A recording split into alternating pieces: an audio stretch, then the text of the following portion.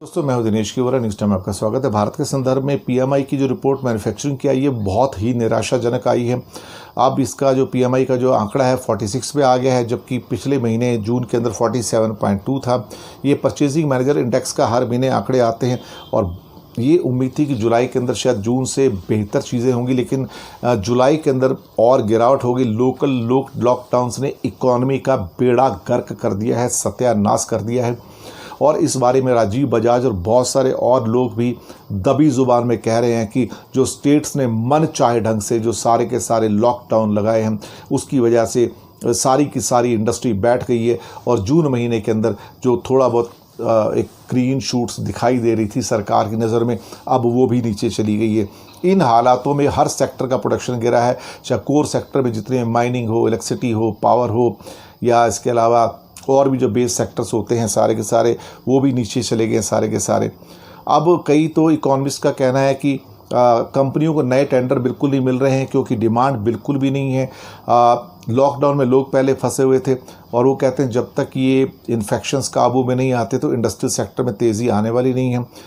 अब ये महंगाई तो थोड़ी कम रहेगी यहाँ पर देखा जाए, लेकिन अल्टीमेटली अगर लोगों की जेब में पॉकेट में पैसे ही नहीं हैं, ऑलरेडी नौकरियाँ जा चुकी हैं, 80 से 85% लोग जो नए सर्वेज आए हैं उसके हिसाब से उनकी तनख्वाहें कम हो चुकी हैं, कट हो चुकी हैं, उनकी नौकरियां जा चुकी हैं। और जो बाकी बचे हैं थोड़े बहुत, उनके हालात भी सिर्फ देखा जाए तो डेंजर लाइन के ऊपर एक तलवार के नीचे लटके हुए हैं। ऊपर से ब्याज दरों के अंदर बहुत भारी कमी हो गई है, जिसके कारण जो थोड़ा बहुत जो सीनियर सिटीजन है जिनको ब्याज मिलता है वो मिलना बंद हो गया। आज की खास तौर से कई न्यूज़पेपर में रिपोर्ट्स भी हैं कि ये सारे जो चीज़ें हो रही हैं बार बार ब्याज को कटौती करके, कि सरकार लोगों को ब्याज देना ही नहीं चाहती है। और इस ढंग से तो लोग बिल्कुल पंगु हो जाएंगे, लोगों के पास कोई साधन बचेगा ही नहीं, तो अब क्या करेंगे फिर उसके बाद जाके, आप सोचने वाली बात है। इन हालातों के अंदर ये चीज़ें मुश्किल होती चली जाएंगी, आम इंसान की मुश्किलें बढ़ रही हैं, कंजप्शन डाउन हो रही है, प्रोडक्शन डाउन हो रही है, सप्लाई चेन बाधित है। और ये हमें फिर से सपने दिखाने शुरू हुए। कुछ अब मंत्री आके बोलते हैं 5 ट्रिलियन डॉलर की इकॉनमी बनेगी।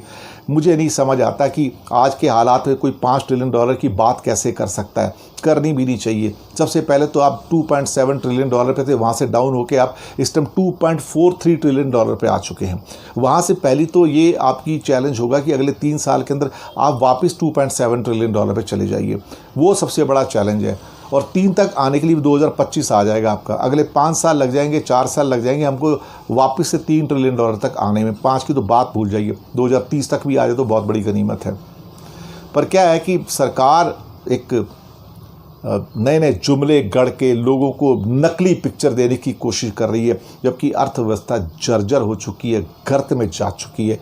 अब उसमें संभालने वाला कोई कुछ नहीं है। इस सरकार को इकॉनमी आती ही नहीं है और 6 साल में देखा जाए तो देश का बेड़ा गर्क ही हुआ है इकॉनमी के अंदर, और कुछ नहीं हुआ है। धन्यवाद आपका।